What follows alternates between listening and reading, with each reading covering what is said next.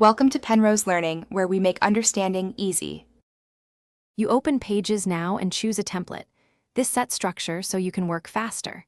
Start with blank if you want full control, or pick a template for headings and styles. Once done, set page size and margins via File Page Setup. Doing this early avoids reflows later.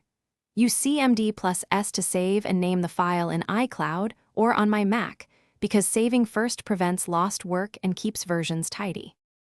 You now structure the content. Apply styles for headings and body to ensure consistent typography across pages.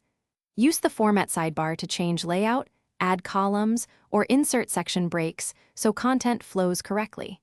When placing images or tables, drag them and watch smart guides snap to alignments.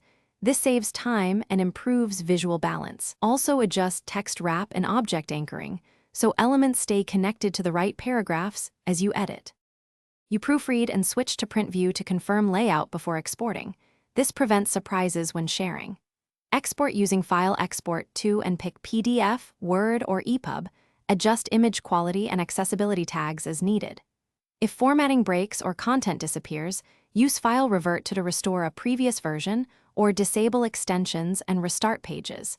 These steps recover structure without losing work.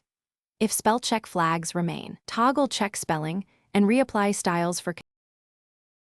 Thanks for watching. If this was helpful, leave a like and consider subscribing. See you next time.